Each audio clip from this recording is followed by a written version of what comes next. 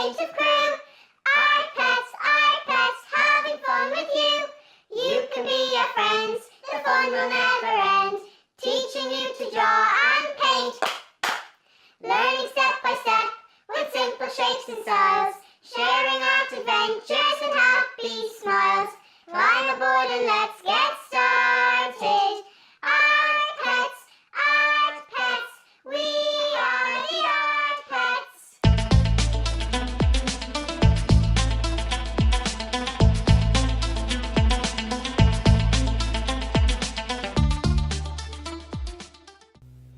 Hi everybody. How did stage 2 go for you? Well, I hope. Now I'm going to show you how to add your final lights and darks and a few extra details to complete your painting of Matilda. So we're going to go back to the background bushes and we're going to give a final little bit of light into that. So we're going to take some white with our yellow and a little bit of blue, and we're going to go with a slightly more bluey influence in what we have and quite a light one, and we're going to dab in a little bit of light. So remember that the sunlight is coming in from the left hand side, so our brightest lights will be on the left. So we're just going to tap in with the top of the brush, so just small little gentle touches here and there on the left hand side to bring out the idea of both the lights hitting the left and also the distance on the background bushes. I'm going to add a little bit more blue to my mixture to make it just a little bit more distant in its colouring. Just tapping that in.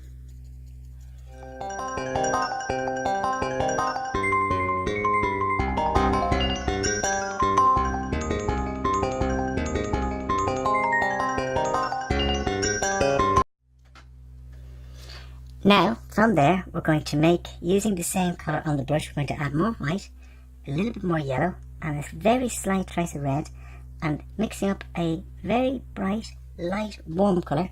It's going to highlight the grass in the very background to give a little bit more distance into this. Just in between the fences and around the edges of Matilda, just picking up on those little bit bright, that extra little bit of brightness into that space. The touch of red just gives a little bit more warmth.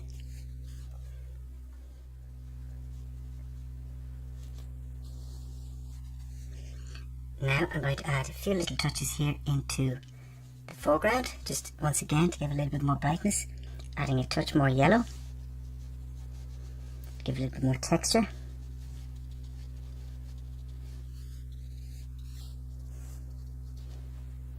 And I'm going to take my small little brush and I'm going to use that to pick up on a few little more definite details. So for example, along the edge of the trough,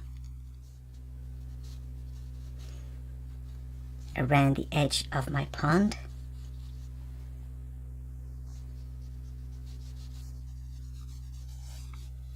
here and there around Matilda.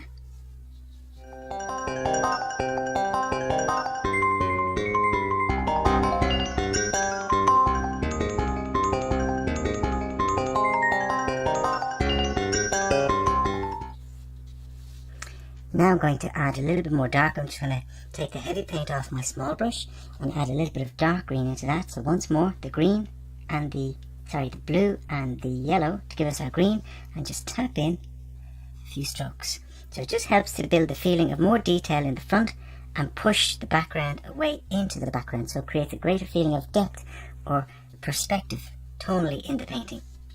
So the idea that the foreground is close beside us and the background is further away. Just little tappings.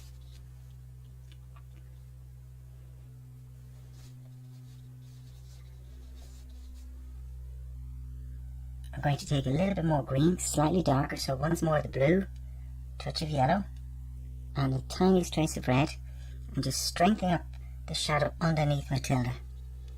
Give her a little bit more strength. Just once more tapping in. And along the edge and the side shadow of the trough. Mixing a little bit of the pink again, I'm going to paint in my flower. So it's going to touch up. I'm going to make it a darker pink.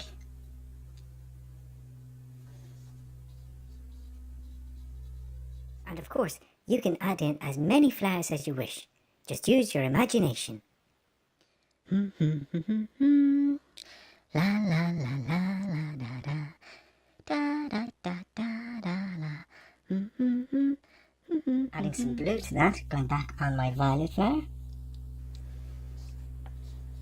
Da da da da da la.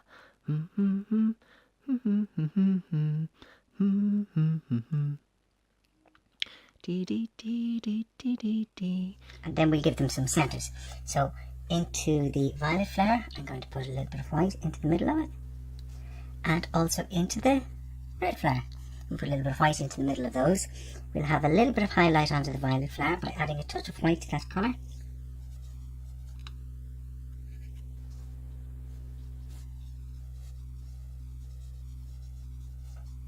And we'll rinse off once more. And into our pink flower, we'll add a little bit of highlight. Now, the next thing to do is to go and clean up our bubble. So I'm going to wash my big brush, and I'm going to paint my big bubble in pure white, just to clean up the edges and keep it nice and smooth. So without putting any water, just take the white, just go around the outlines, just get a nice sharp line.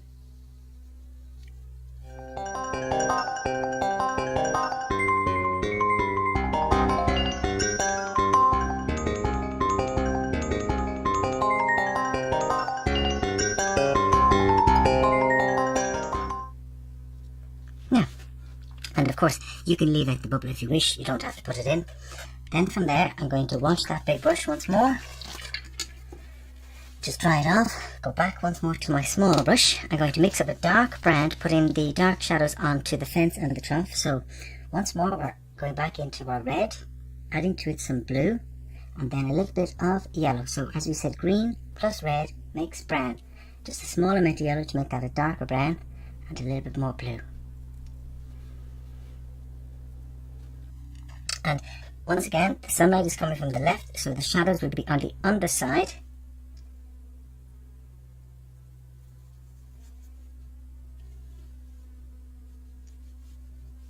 And on the right hand side there.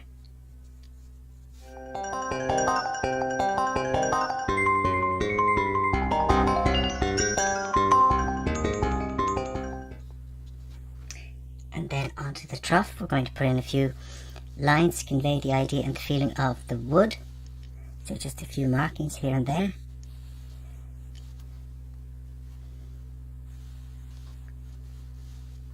While we have that colour, we'll just go back in on top of the food area, and we'll put in the idea of little bits of green, so there's perhaps touches of vegetables and other little foodstuffs into the trough food for Matilda. Like so. Now we want to put in our highlights, so we want to now mix a light brown. So start with the white. Actually we can use this here, this colour pink. Add some yellow and just a little bit of red. So we want quite a bright brown, so just we can take a small amount of the brown we've already mixed and mix that in with it.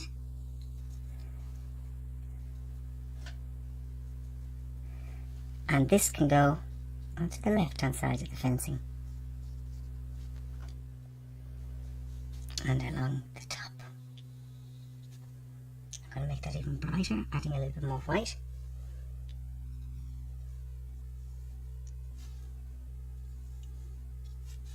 And then of course around the top of the trough, so we have a light line there.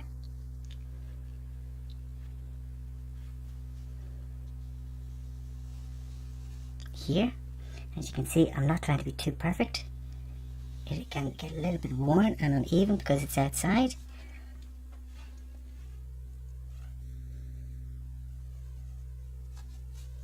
And we can use the paint because it's light with a little bit more heaviness if you want to get more strength into the light. So when you go back over, as you can see, you get much more strength the second time around.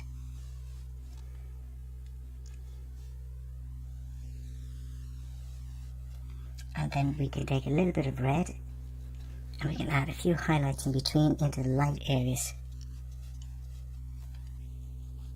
I'm going to add some extra highlights just to the tips of these again. La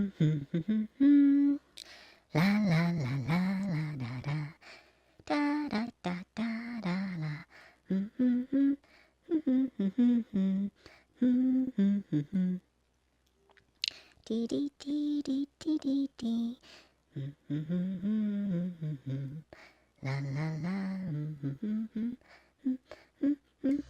The next thing then is to come in and finish off the highlighting of Matilda. So we need a nice bright white pink for that.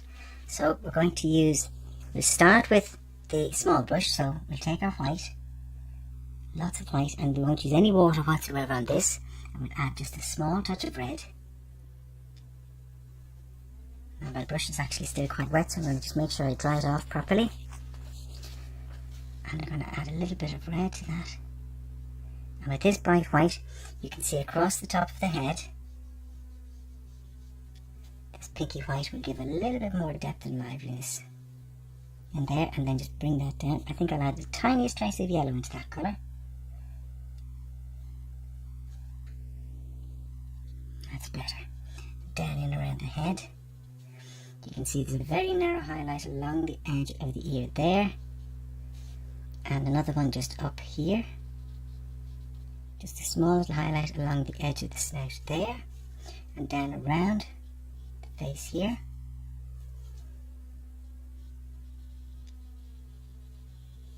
But just blend that in because we don't want an outline, we just soften that in.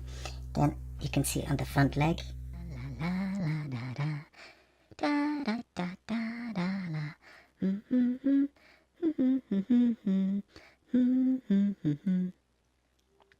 Dee dee dee dee dee dee dee. La la la. Highlights on the face.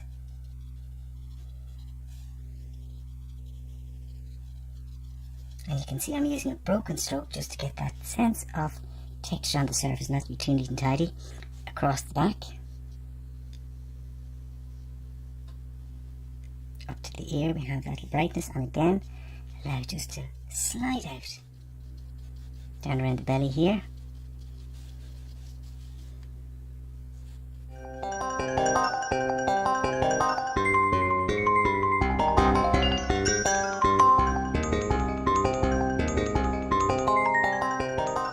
Just around the outside of the ear here we have a little bit of bright highlight.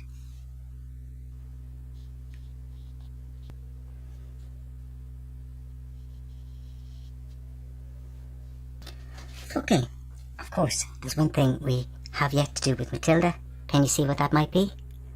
That's right, her curly tail. So we'll take once again our white and a little bit of red for a nice bright pink, and we're going to use that just to put in the little curly tail. There's a little bit of yellow on that as well, which is perfect so that it fits with the colour. Now I'm just going to put it in once. The colour is quite transparent. I'm going to let it dry, and then I'll go back over it in a few moments to make sure that it stands out. So we'll just let that dry for a moment, and while that's drying I'm going to come in and put in a few dots of colour onto the grass to create the idea of little flowers, little wild flowers on the grass. Some white, just occasional little dots.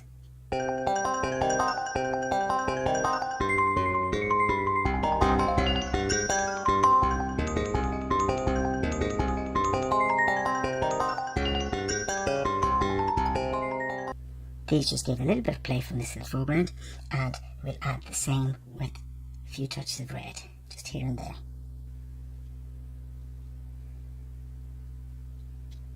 And of course we could do it with our blue as well.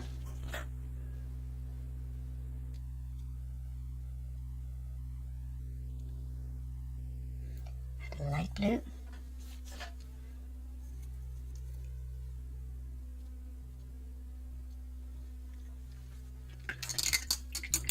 Now, I'm going to just put in a little bit of reflection into the water from Matilda herself. So we'll take some of this colour here and just scratch it down into the water, into the little puddle that we have, to give the impression of a little bit of reflection from Matilda. It doesn't have to be too heavy because it's transparent, and then just bring the colour across this way. We could also take a tiny bit of green transparently through that for the same reason, just to give a little bit of softness to the puddle so it doesn't look too harsh in that space. And then finally a little bit of light.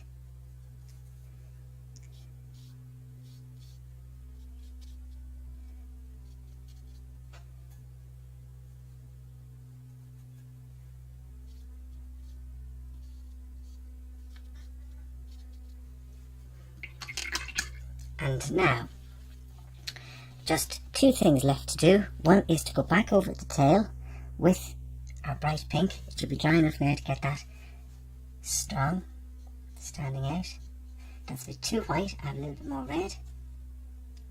That's better. So that's Matilda's curly tail. And then, of course, the last thing we have to do is to sign it. Every time you do a painting, you should always make sure to sign it. Even if you don't want to put your full name, just use your initials. So in this case, I'm going to take a little bit of red and I'm going to put P, K, F,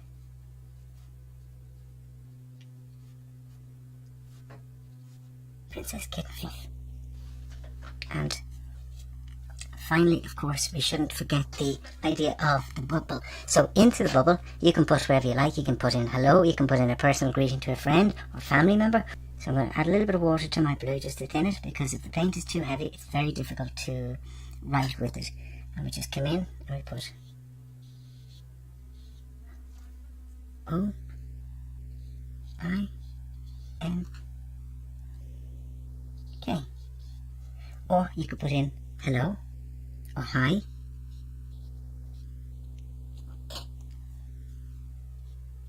So whichever you prefer to do, it's entirely up to you. You can decide, because this is your painting and it's your imagination that's a place you decide. And so there we have the end of our painting of Matilda. Thank you, Matilda. And now, just to finish off Matilda, I've cut out a cardboard mount, a cream mount, and I'm just going to place that around the outside, like so. And it just gives a nice little bit of presentation. It shows off our painting of Matilda very nicely. Now, and there we have Matilda. And the mount is very good if you want to hang the painting on your wall. It's a nice way of finishing it off without having to go to an awful lot of expense. And just to show off your work. Now,